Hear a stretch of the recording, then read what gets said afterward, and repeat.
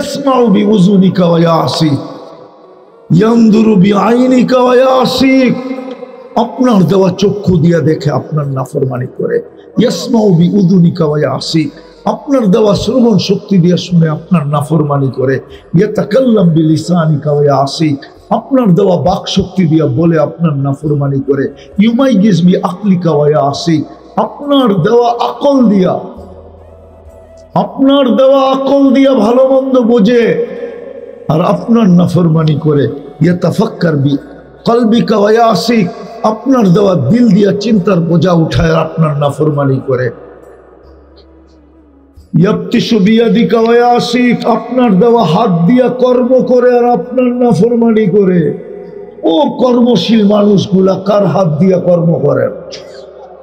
কার হাত দিয়া? আজ পর্যন্ত কাকে দেখছে? কে দেখছে ভিক্ষুক হওয়া ছাড়া যে কোনো প্রবাস থেকে তাকে যাওয়ার কোনো লেটার আসছে, দুই হাত নাই তাকে ভিসা দিছে? আপনার হাত দিয়ে কর্ম করে আপনার নাফরমানি করে। ইয়ামশি বিরিজিলিকা ওয়া ইয়াসি, আপনার দেওয়া পাও দিয়া চলে আপনার নাফরমানি করে। জমিন বলে আমা কানা সাগীরা ফামান কাব্বারা, আল্লাহ কে ছোট ছিল না, বড় কে করলো? আপনিই তো করলেন। আমা কানা যায়ীফা, একে দুর্বল ছিল না মার পেটের থেকে যখন আসছিল? ফামান কাওয়াকা কাওয়াহু, আরে ওকে সুঠামত তো আল্লাহ কে দিল? আপনিই তো দিলেন। আর আপনার নাফরমানি। একটু ভাবেন না, একটু চিন্তা করেন না। সুঠামত তো আপনি দিলেন, আপনার নাফরমানি। দুনিয়ার মানুষের নাফরমানি করতে দেরি আমরা তো দেখছি, আমরা তো আরো দেখবো বেঁচে থাকলে। কারো বিরুদ্ধে বলতে দেরি, হাত করি ছুটে আসতে দেরি হয় না। বিরুদ্ধে বলতে দেরি, পায়ে বেরিয়ে আসতে দেরি হয় না। বিরুদ্ধে বলতে দেরি। আজকেও যদি কারো বিরুদ্ধে বলা হয়, আজকেও যদি বলা হয়, হয়তো হইতে পারে আমার গাড়ি গায়েব হয়ে যাবে, আমি গায়েব হয়ে যাব। জমিন তো এটাই বলে। আপনার হাত দিয়ে তো কর্ম করে। দুর্বল তো ছিল, সুঠামত তো আপনিই দিলেন। আমা কানা জাহিলা ফামান আল্লামা, ও আল্লাহ এত অজ্ঞ ছিল, একে শিক্ষা কে দিল? আপনিই তো দিলেন। আবার আপনার নাফরমানি। আমা কানা মিসকিনা, এ কি মার পেটের থেকে নিশ্চয় আসে নাই? হাদিস তো এটাই বলে, আল্লাহও তো বলে ফালা লাকা সিন্নুন তাক্তা, দাঁত তো তোর ছিল না, কোত্থেকে কাটবে? ওয়ালা লাকা লিসানুন তানতিক, জিহ্বা তো ছিল, বাকশক্তি তো ছিল না। ওয়ালা লাকা উদুনুন তাসমা, কান তো ছিল, শ্রবণ শক্তির কার্যকারিতা তো ছিল না। ওয়ালা লাকা আইনুন তানদুর, চক্ষু তো ছিল, দৃষ্টিশক্তির কার্যকারিতা তো ছিল না। ওয়ালা লাকা ইয়াদুন তাফতিশ, হাত তো ছিল, ধরার ক্ষমতা তো ছিল না। ওয়ালা লাকা রিজলুন তামশি, পাও তো ছিল, চলার ক্ষমতা তো ছিল না। কুনতা সাগীরা, বড় ছোট ছিলে। কুনতা যায়ীফা, বড় দুর্বল ছিলে। কুনতা জাহিলা, বড় অজ্ঞ ছিলে। এটাই তো তোমার অসহায়ত্বের চিত্র ছিল যখন মার পেটের দিকে আসছিল। তোমাকে কে সাজাইল? আরে বলেন না, কে সাজাইছে? এটা কি নেয়ামত না? হ্যাঁ, তাহলে আমার প্রশ্ন বা কথা বলার ভঙ্গি, আল্লাহর কতটুকু ভোগ করি, নুন কতটুকু খাই, গুণ কতটুকু গাই। একজনও তো এখানে নাই যে ডেলি 200 বার আল্লাহ বলে। বলো খাত উঠায় যে আমি 200 বার আল্লাহ বলি। পীরের মুরিদও তো দেখা যাইতেছে এখানে, কিন্তু 200 বার তো আল্লাহ বলি না। বুক করি কাটটা, কান্নুন খাই। ভালো মতে বোঝেন, কাজে দিবেন, নাইলে কিন্তু কালকে এই চেহারা দেখাইতে হবে। ডেলি 1,60,000 বার শ্বাস প্রশ্বাস নেই। 1,60,000 বার শ্বাস প্রশ্বাস নেই ডেলি। ভালো মতে বোঝেন, হোমনার মানুষ স্বাভাবিক শ্বাস নেওয়ার দাম বুঝাইছে। স্বাভাবিক শ্বাস নেওয়ার দাম কত, এটা আমাদেরকে বুঝাইয়া গেছিলেন আমাদের দেশের প্রথম সারির এক শিল্পপতি 2020-এ।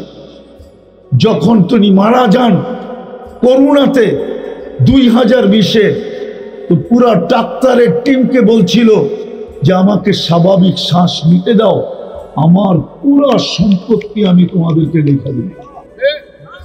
ব্যাপারে আছে 1,60,000 বার ডেলি শ্বাস নেই। আমি চলে আসছি আসল জায়গায়, লম্বা করবো না আমি। কথা লম্বার প্রয়োজন হয় না যদি অল্প কথা দিলে গাঁথতে পারি।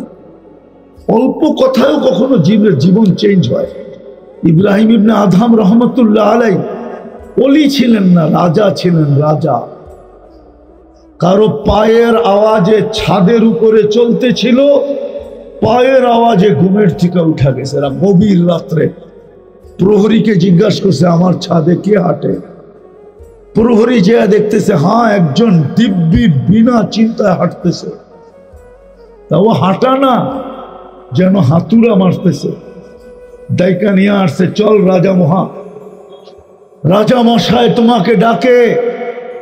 সামনে যখন নিয়ে আসছে বলছে এই গভীর রাত্রে তুমি আমার ছাদে কি করো? বলছে উঠ হারায় গেছে, উঠ খুঁজতে খুঁজতে ছাদে চলে আসছি।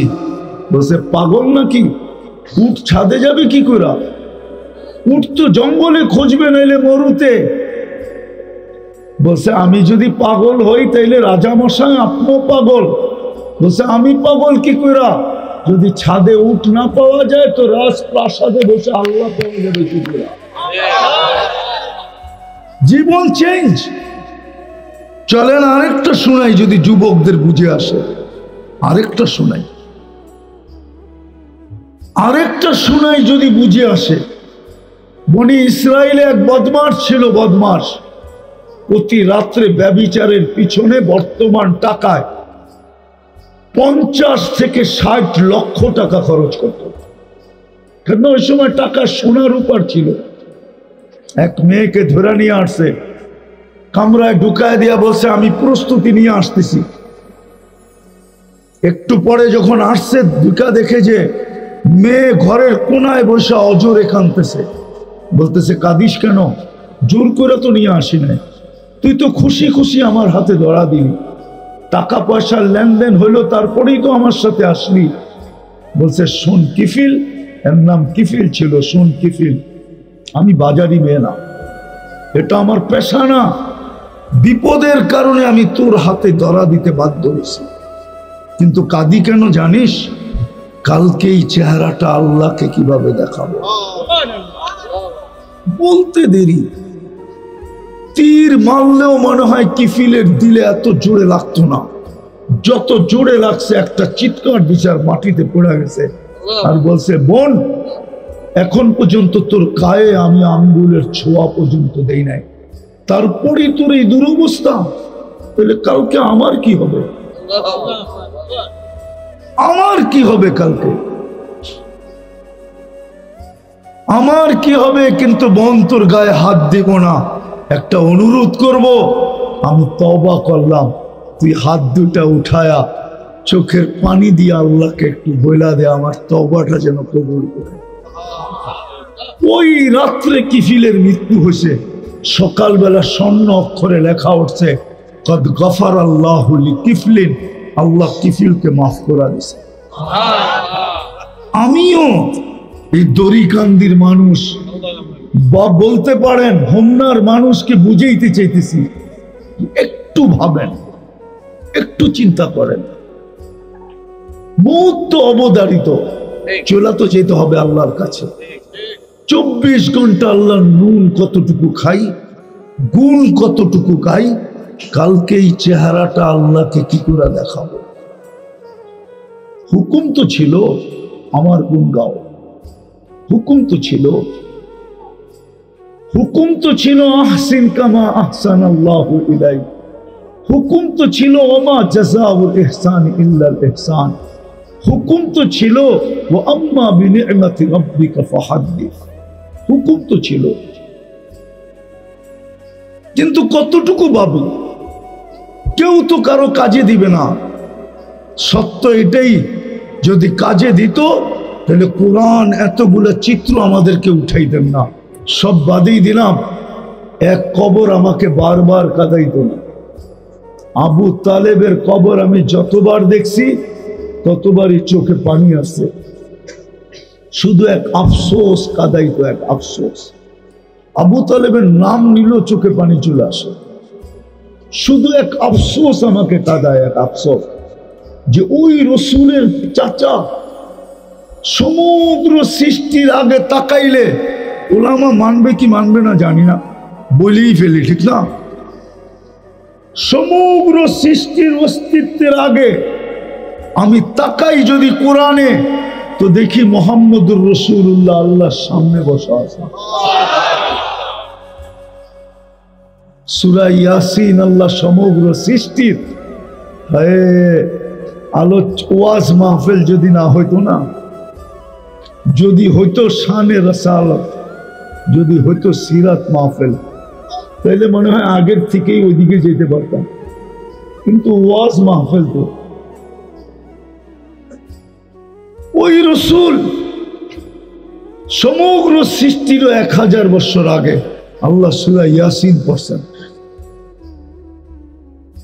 ইয়াসিন আমাদের নবীজির নাম রাখছেন আল্লাহ, 10টা নাম রাখছেন, তার ভিতরে একটা ইয়াসিন। আল্লাহ ডাক দিছেন ইয়াসিন।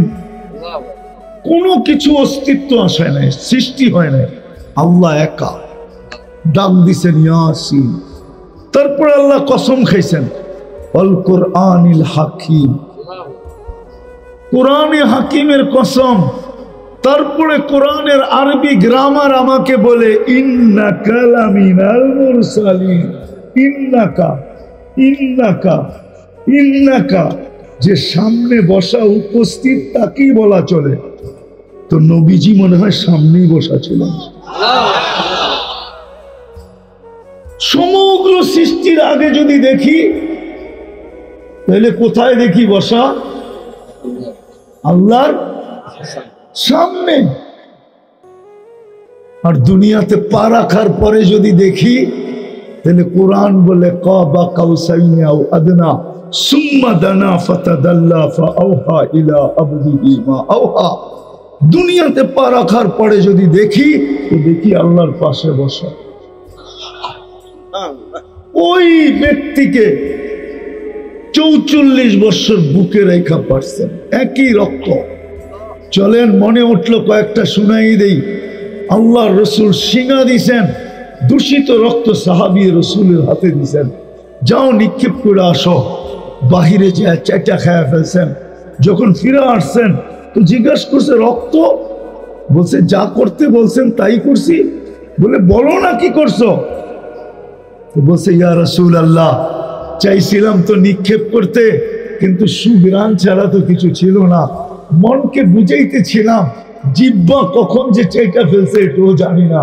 মনকে বুঝাইতে বুঝাইতে জিহ্বা চেটা ফেলছে, সুঘ্রাণ ছাড়া তো কিছু ছিল না। আবু তালেবের শিরায় উপশিরায় তো একই রক্ত দৌড়াইতেছে। চাচা, আপন চাচা, রক্তের চাচা, রক্তের রক্তের চাচা। আজকে তো আমি যুবকদেরকে বলতেছি চুল কাটতে। হায় হায় হায় হায় হায় হায় হায় হায় হায় যুবক, নবীর পিঠের ছোঁয়া পাইলে ভাগ্য খোলে।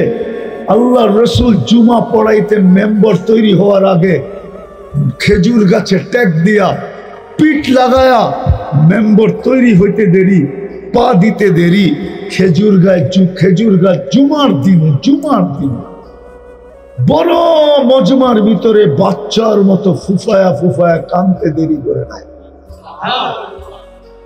সবাই কান খাড়া করার আছে। বাচ্চার কান্না আসে তো আসে কোত্থেকা? কারো কাছে তো বাচ্চা দেখি না, এই কান্না কোত্থেকা? আরো ফুফায়া ফুফায়া। আমি তো বলবো খেজুর গাছ শুধু কানতে ছিল না, বিলাপও করতেছিল যে এই প্রযুক্তিওয়ালা আসলো কোত্থেকা, ও কাঠ পাইলো কোত্থেকা, ও মেম্বার বানানো শিখলো কোত্থেকা, মেম্বার বানাইলো কেন, ও আমাকে বঞ্চিত করলো কেন? আমি তো পিঠের ছোঁয়া পাইতেছিলাম, আজকের থেকে তো আর পিঠের ছোঁয়া পাবো না। ও যুবক, যদি আল্লাহ রসুলের পিঠের ছোঁয়া পায়া খেজুর গাছ ধন্য হইতে পারে, জান্নাতি হইতে পারে, আল্লাহ রসুল নাইমা আয়েশা গায়ে হাত দিয়া বলতেছিল, কাঁদিস না, তোকে আমি বঞ্চিত করব না, পায়ের নিচে রেখা দিব, তোর উপরে পাও দিয়ে আমি মেম্বরে উঠবো, কালকে আমি তোকে জান্নাতে নিয়ে যাব।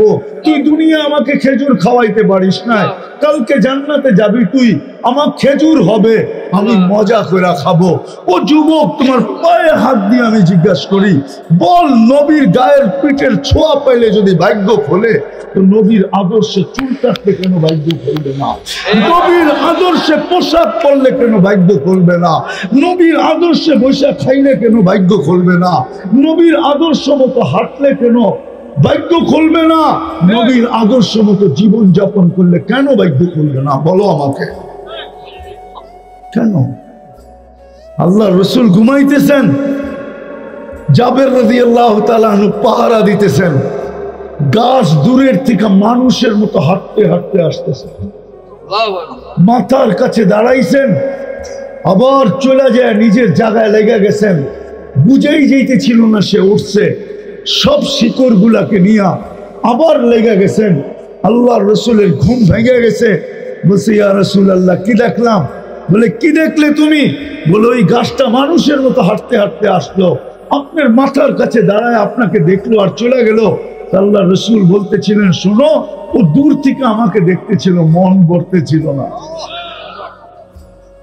আল্লাহর কাছে, আল্লাহর কাছে, আল্লাহর কাছে আবেদন করছে, আল্লাহ, আপনার হাবিব এত কাছে আসছে, একটু অনুমতি দেন না, মাথার কাছে দাঁড়ায় একটু দেখে আসি। ও যুবক, ও যদি দেখলে ভাগ্য খোলে, তাহলে তুমি আদর্শের উপরে চললে ভাগ্য খুলবে না কেন? তো যেটা বলতেছিলাম, কতগুলো বলবো,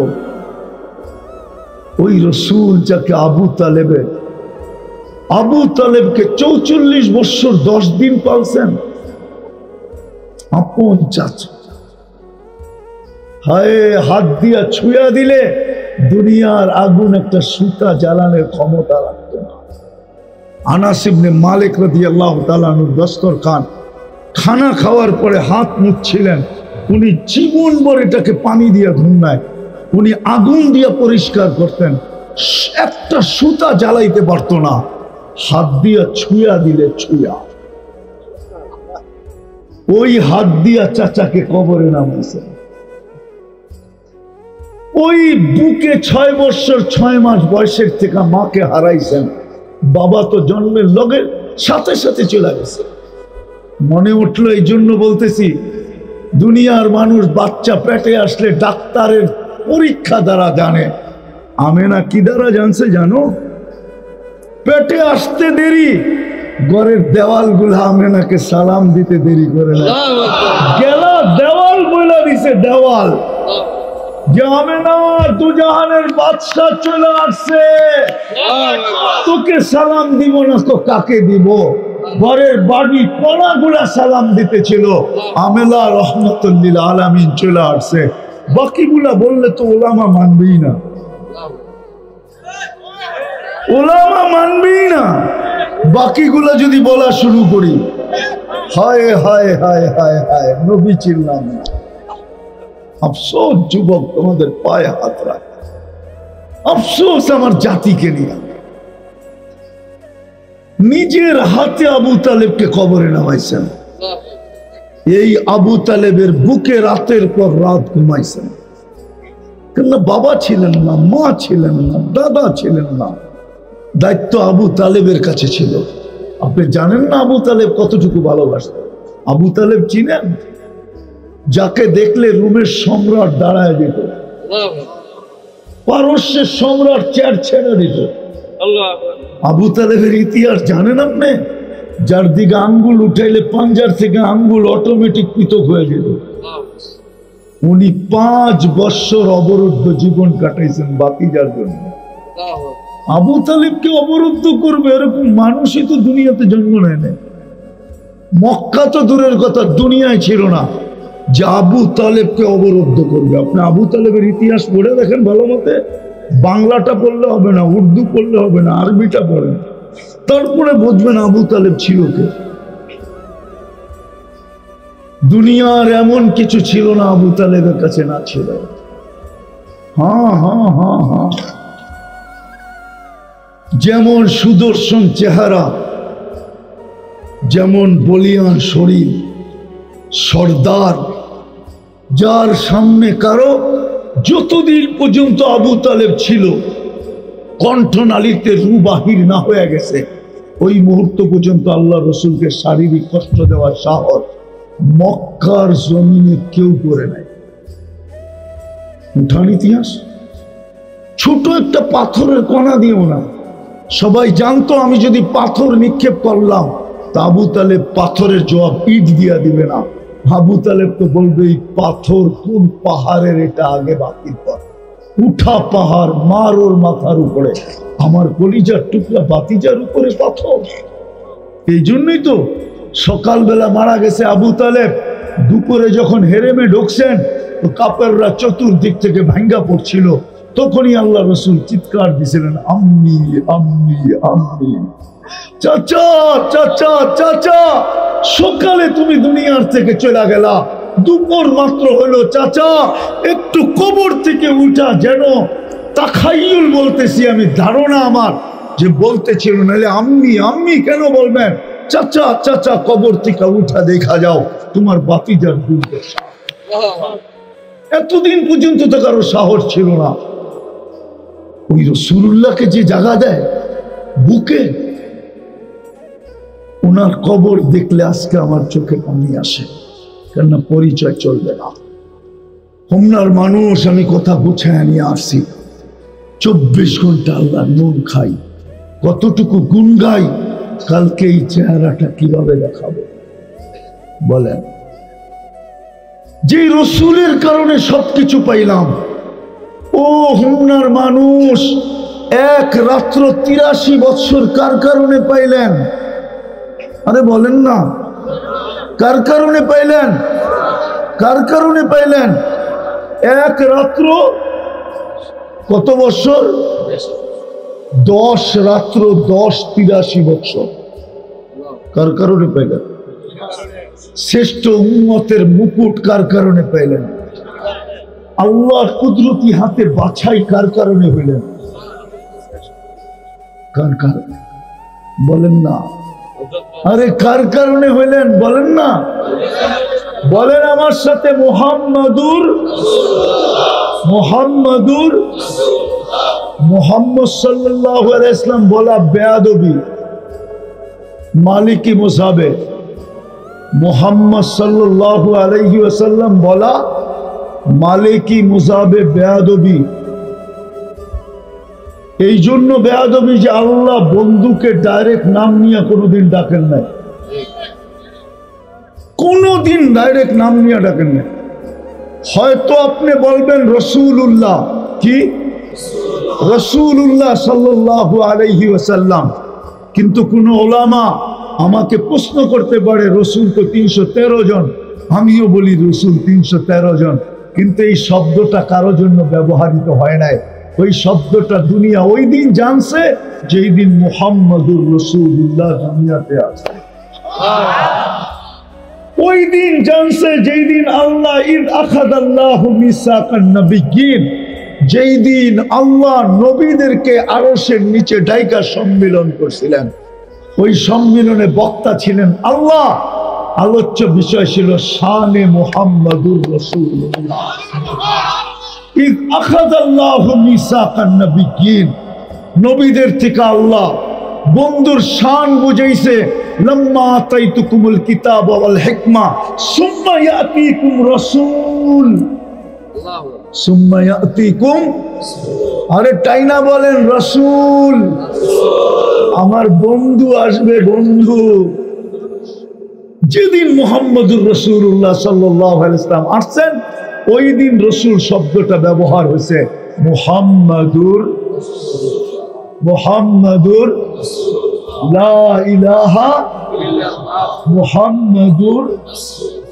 লা ইলাহা ইল্লাল্লাহ 12 অক্ষর, মুহাম্মাদুর রাসূলুল্লাহ 12 অক্ষর। লা ইলাহা ইল্লাল্লাহ পড়লে 120 নেকি, মুহাম্মাদুর রাসূলুল্লাহ পড়লেও 120 নেকি। লা ইলাহা ইল্লাল্লাহ কোনো নুকতা নাই, মুহাম্মাদুর রাসূলুল্লাহ কোনো নুকতা নাই। মুহাম্মাদুর রাসূলুল্লাহ, এই জন্য মুহাম্মদ সাল্লাল্লাহু আলাইহি ওয়াসাল্লাম বলা। মালিক রহমতুল্লাহ আলাইহি বলেন বেয়াদবি, বললে কি বলবেন? মুহাম্মাদুর অথবা রাসূলুল্লাহ সাল্লাল্লাহু আলাইহি ওয়াসাল্লাম। মুহাম্মদ আল্লাহ কোনদিন বন্ধুকে ডাকেন নাই। আল্লাহ তো বন্ধুকে ডাকছেন, নাম রাইখা ডাকছেন, এই নামে ডাকেন। অথবা ইয়া আইয়ুহার রাসূল, অথবা মুসাম্মিল, মুদ্দাসসির, এক এক ভাবে আল্লাহ বন্ধুকে ডাকছেন। তো যেটা বুঝাইতেছিলাম মেরে দোস্ত, যে রসুলের কারণে সবকিছু পাইলাম, বলেন ওনার ইজ্জত কতটুকু রাখলাম? বলেন। তাইলে তো আমাকে যোগ বিয়োগ আমি এরকম ফেল করি না, আমি তো যোগ বিয়োগ মিলে না আমার। যে হাজি দাড়ি ছাড়া মদিনা মুনাব্বারা যায় কি করে? ও কি একটু ভাবে না আমি রওজার সামনে দাঁড়াইলে রসুল আমাকে দেখবে? রওজার থেকে তো উলামা বলুক, রওজার সামনে দাঁড়াইলে দেখে না? দেখে না? সালাম দিলে জবাব দেয় কি দেয় না? ও একটু ভাবলো না যে আমি রওজার সামনে দাঁড়াবো, আমার তো দাড়ি নাই। ও দাড়ি ছাড়া রওজার সামনে যায় তো যায় কি করে? আমাকে বুঝান কি করে যায়, কি করে যায়? যে রসুল যদি দেখলো আর মুখ ফিরে নিল, তাহলে আমার কি হবে?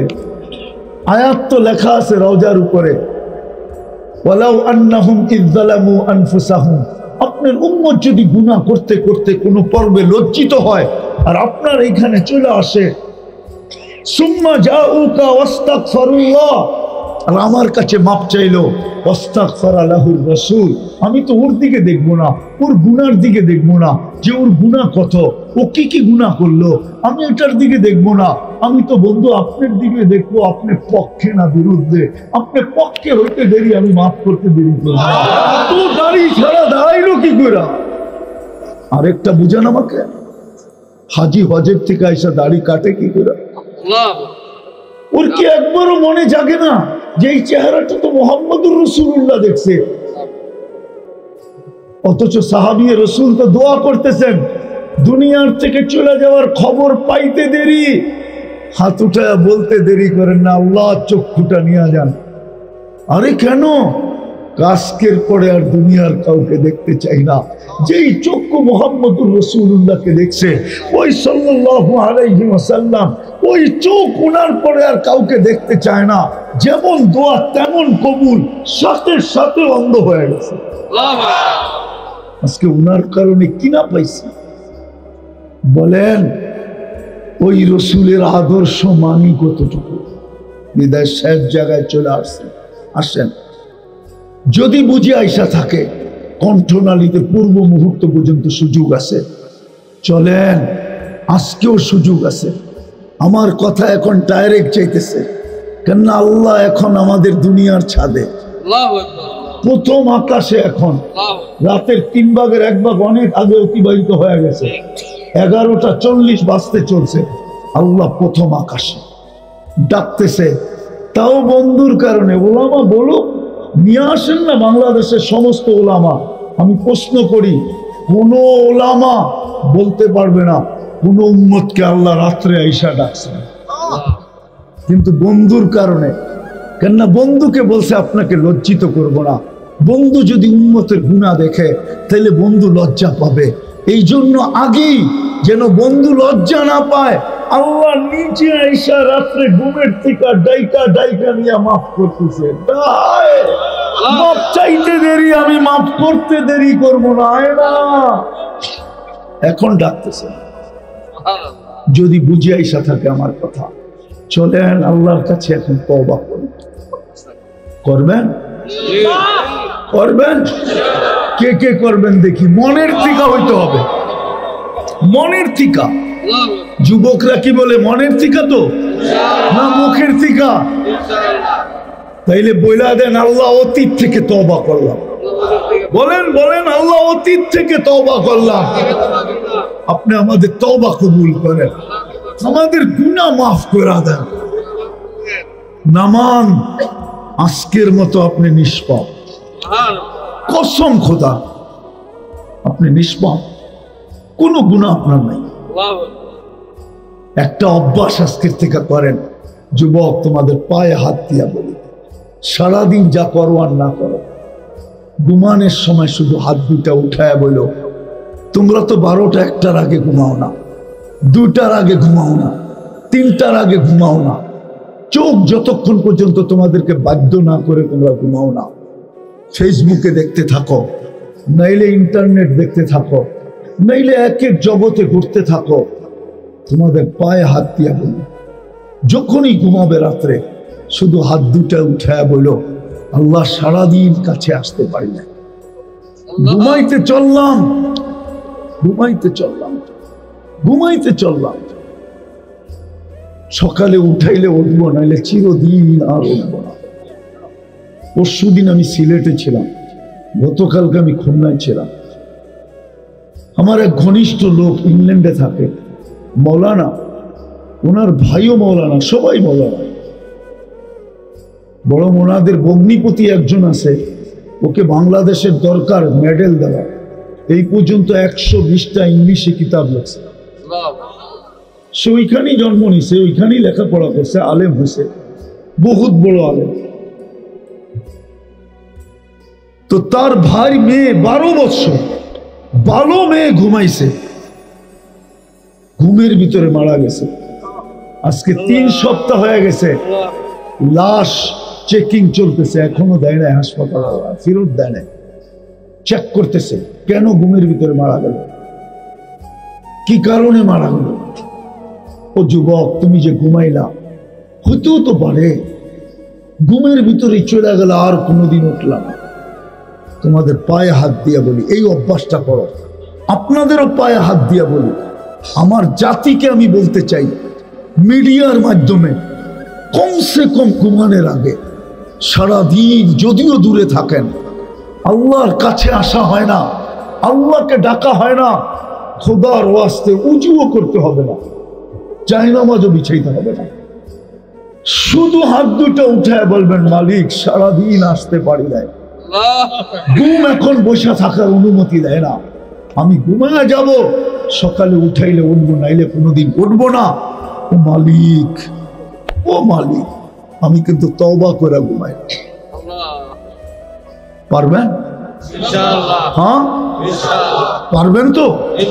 কে কে পারবেন দেখি? নামাজ সর্বশেষ 2 সমাধান এক জিনিসে হয়ে যাবে, আল্লাহর সমাধানও হয়ে যাবে, মুহাম্মদুর রাসূলুল্লাহর ইজ্জতেরও সমাধান হয়ে যাবে এক জিনিস দ্বারা। যদিও প্রতিদিন ডাকে, হায় হায় হায়, দুনিয়ার পদস্থ ব্যক্তি ডাকতে দেরি, লঙ্গি খুইলা দৌড় দিতে দেরি করে না।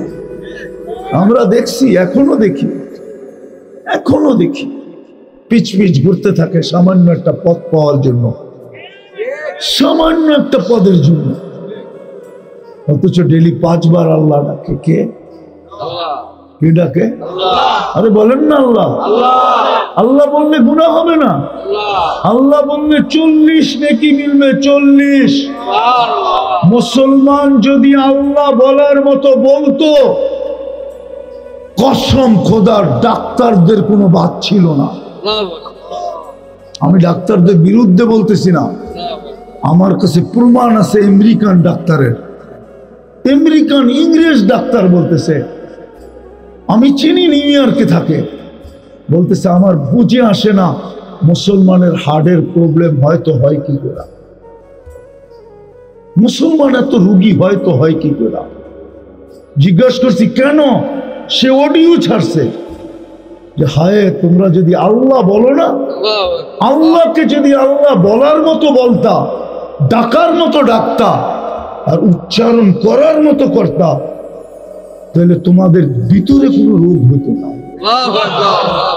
আচ্ছা বলেন তো, রোগ অন্ধকার না আলো? হ্যাঁ, রোগ অন্ধকার না আলো? আলো না, অন্ধকার, ঠিক না? হ্যাঁ, আল্লাহ বললে তো ভিতরে আলোকিত হয়, তাহলে অন্ধকার থাকে তো থাকে কি করে?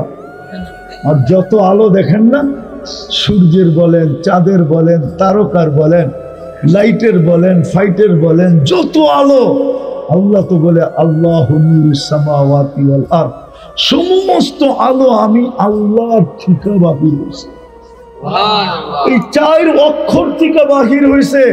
ঝর্ণা যেরকম পাহাড় ফাইটা বাহির হয়েছে, আর কবি পাড়ে বয়া লিখতেছে, পাহাড়ের কান্না দেখে তোমরা আমায় ঝর্ণা বলো। আল্লাহ বলে যত আলো দেখো সব আমি আল্লাহ 4 অক্ষর থেকে বাহির হয়েছে।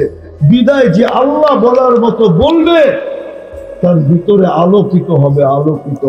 অন্ধকার দূর হবে, চাই আধ্যাত্মিক অন্ধকার এটাও দূর হবে, চাই শারীরিক অন্ধকার এটাও দূর হবে।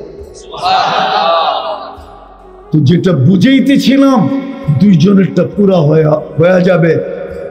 এই জন্যই তো ডেলি 5 বার ডাকে। কে ডাকে? শুধু আল্লাহ?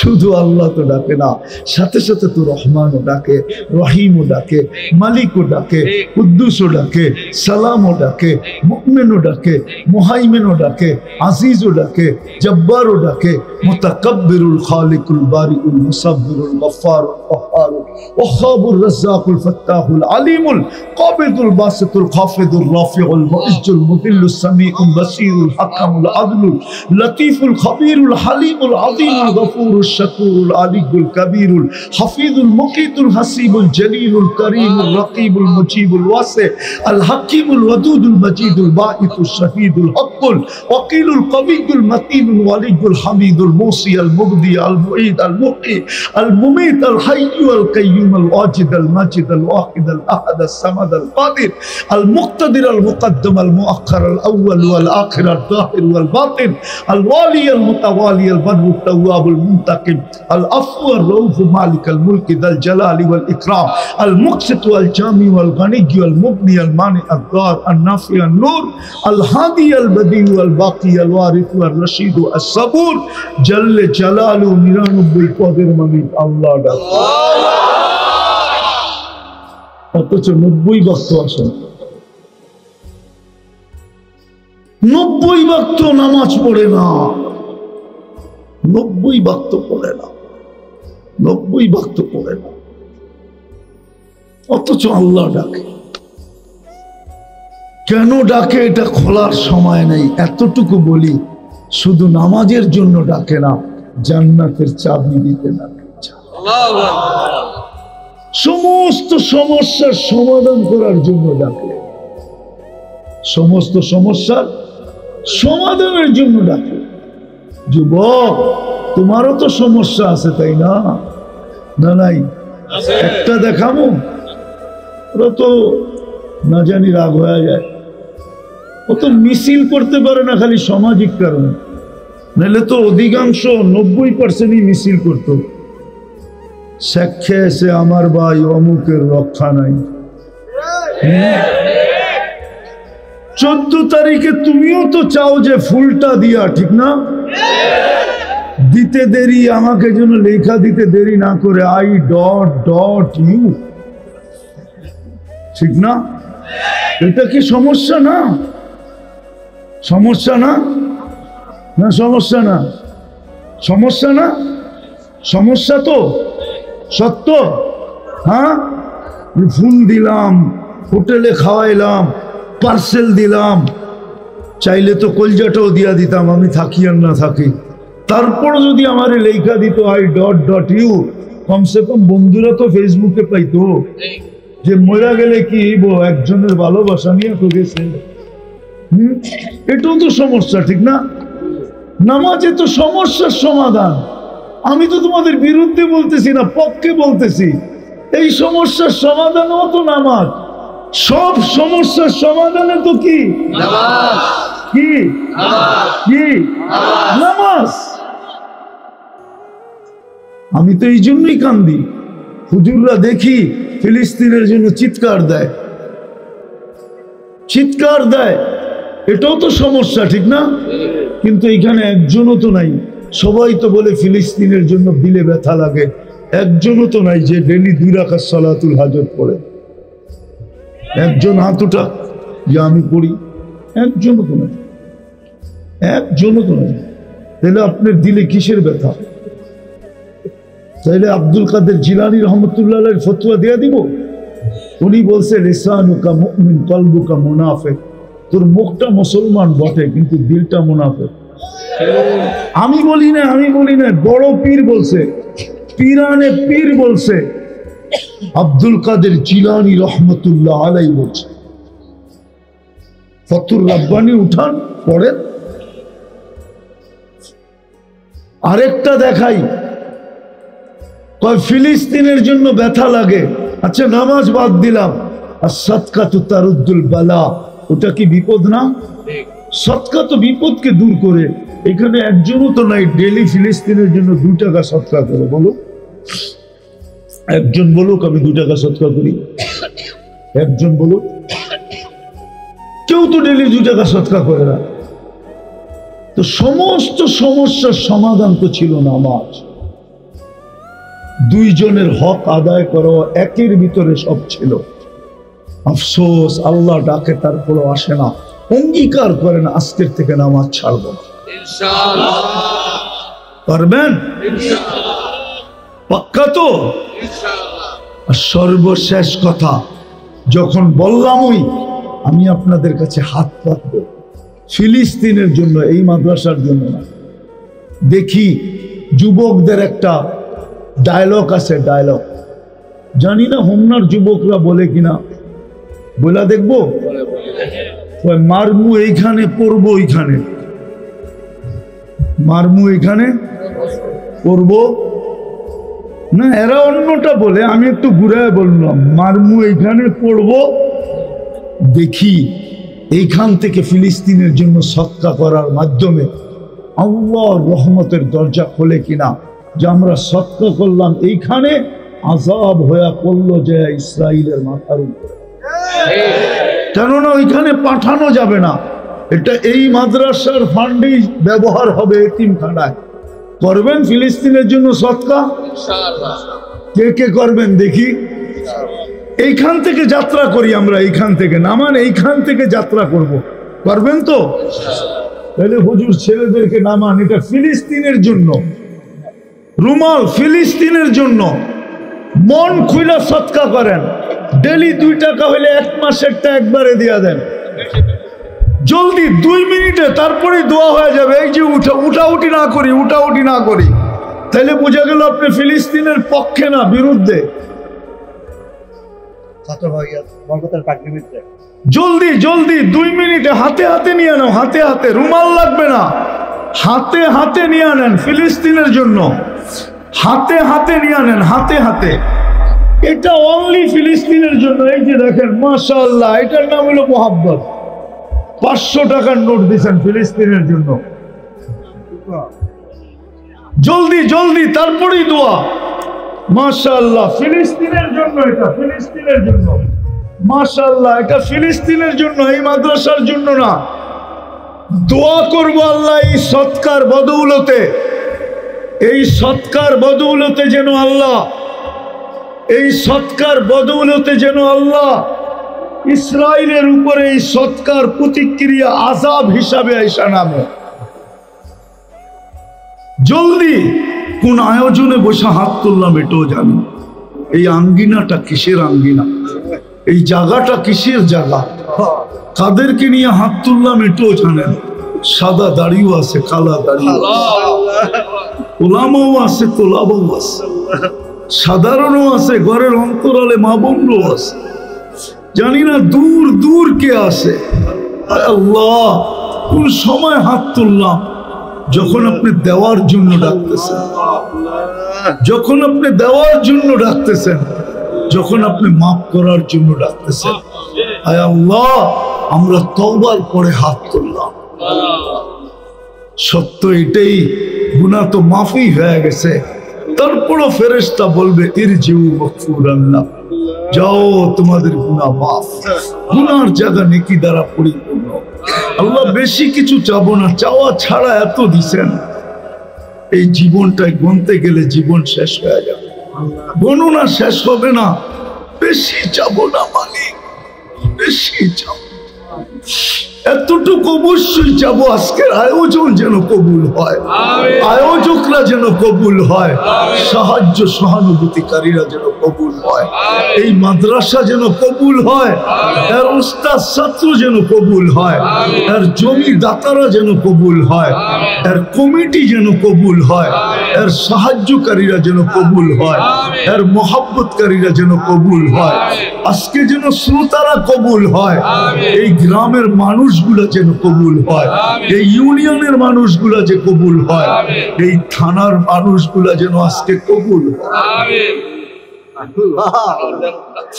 বাচ্চা বাচ্চাকে কবুল করেন, নারী পুরুষকে কবুল করেন, ছোট বড়কে কবুল করেন, ধনী গরিবকে কবুল করেন, যুবক যুবতীদেরকে কবুল করেন। আল্লাহ আমরা জানি কবুলিয়ত হইলে সব হয়ে যাবে।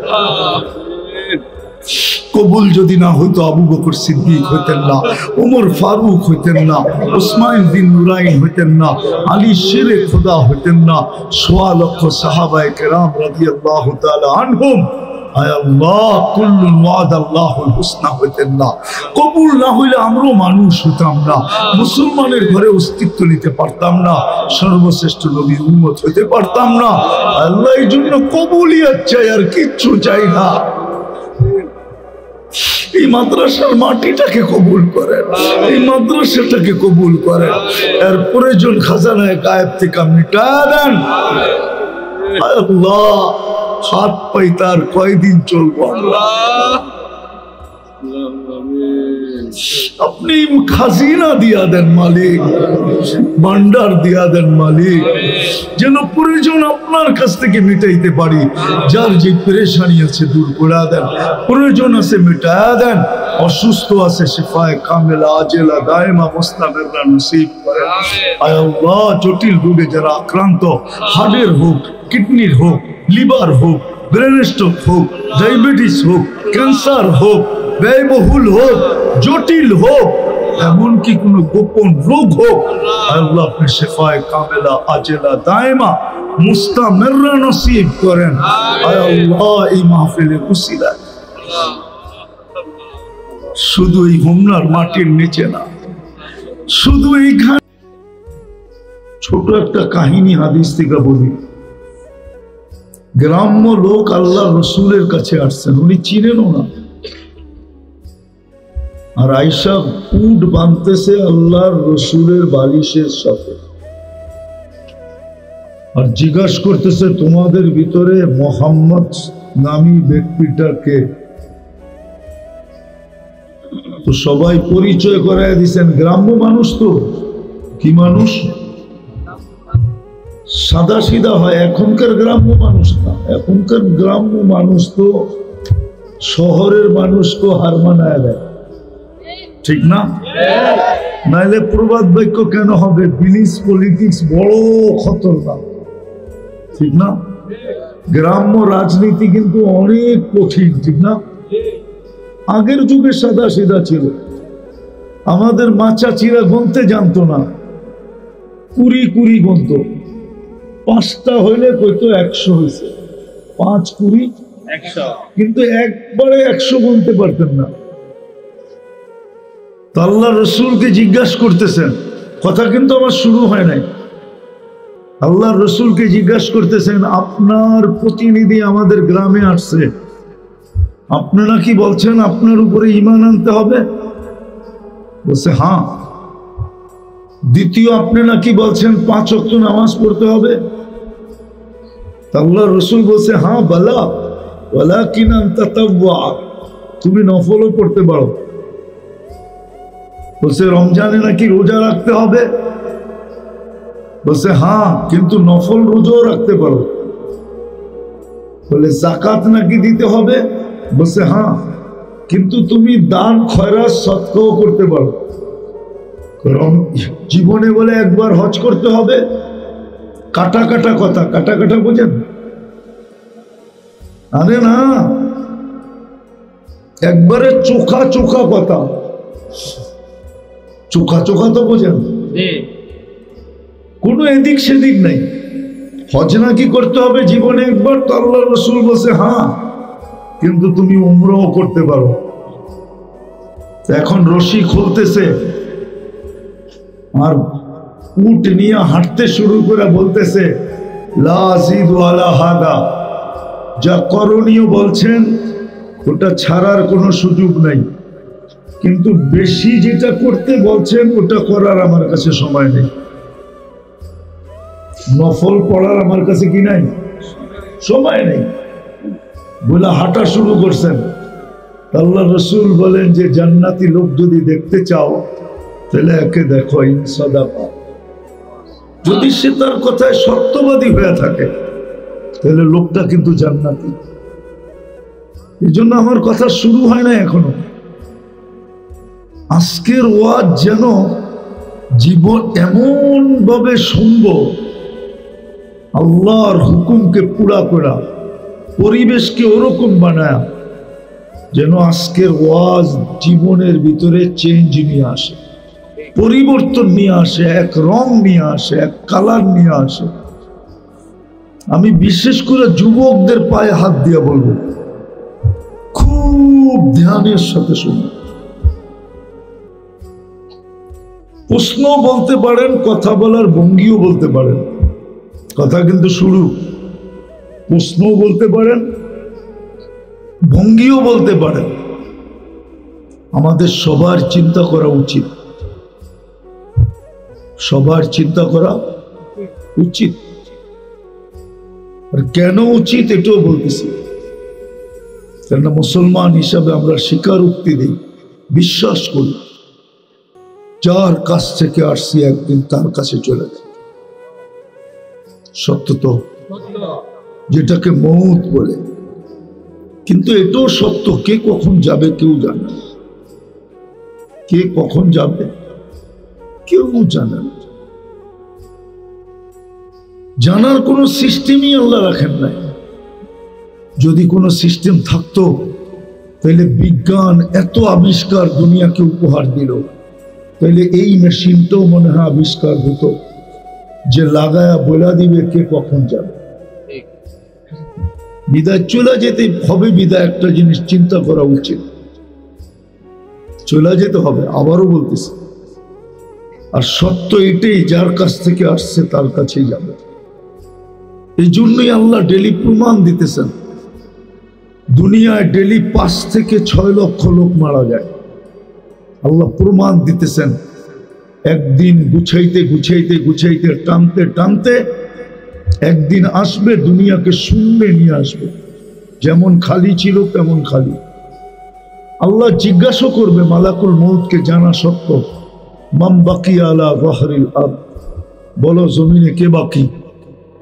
তো মালাকুল মউত বলবে লা আলাল আরদি আহাদুন, জমিনে কেউ বাকি নেই। আল্লাহ জানা সত্ত্বেও প্রশ্ন করবেন আইনাল্লাযীনা কানু ইয়াঈশুনা ফি বুরুজিন মুশাইয়্যিদা, ওরা কোথায় আছে? হোমনায়ও পাওয়া যাবে কিছু অট্টালিকা, দেখলে মনে হয় না যে এই বাড়ির মানুষগুলা কখনো মরবে। এরকম অট্টালিকা নাই? 2-4টা হোমনায় নাই? আপনারা না চিনলে আমার সাথে চলেন, আমি দেখায় দেব। কারণ আমি তো 2500 দিয়ে ঢুকি আর গরিপুর দিয়ে অনেক সময় বাহির হয়ে যাই। বিদায় আমি চিনি 2-4টা আছে। আচ্ছা হোমনা না আছে, বাংলাদেশে তো আছে। আল্লাহ জিজ্ঞেস করবে ওরা কোথায়? যারা স্বপ্ন মউতকে ভাবতো না। এইখানেও বসে প্রমাণ দিতে পারবো, মউত যদি ভাবতাম, আমার যুবকরা যদি মউত ভাবতো, তাহলে বলো যুবক তোমাদের পায়ে হাত রাখে, তোমরা সারাদিন নেটে যা দেখো এটা কোনোদিন দেখার সুযোগ হতো? বলো, আপনারা বলেন না, যুবকরা বলুন। কি বলো, কি যুবক? নেটে সারাদিন যা দেখো, যদি মৌত স্মরণ হইতো, কেননা মরতে তো বেশি সময় লাগে না। আল্লাহ জিজ্ঞেস করবে ওরা কোথায়, যারা অট্টালিকার ভিতরে বাস করত, যারা মৃত্যুকে স্বপ্নে কখনো ভাবত না। মৌতই যদি ভাবতো, তাহলে ফিরোজ শাহ একটু হলেও চিন্তা করে স্টেজে উঠতো যে গানটা তো আমারই লেখা, 1 মিনিটের নাই ভরসা, আমারই গাওয়া, হতে পারে আমার উপরও আল্লাহ সত্যায়িত করতে পারে। তাইলে স্টেজে উঠার আগে একটু ভাবতো, কিন্তু সে ভাবে নাই। এই গান গাওয়া অবস্থায় স্টেজে সে মারা গেছে। আমি আসল কথার দিকে একটু দূরের থেকে নিয়ে যেতেছি, দূরের থেকে নিয়ে যেতেছি। বাবা উচিত আমাদের, যে মৌতকে বিশ্বাস করে তার বাবা উচিত, যে আল্লাহকে রব বলে স্বীকার করে তার বাবা উচিত, যে মুহাম্মদুর রাসূলুল্লাহ সাল্লাল্লাহু আলাইহি ওয়াসাল্লামকে রসুল বলে স্বীকার করে তার বাবা উচিত।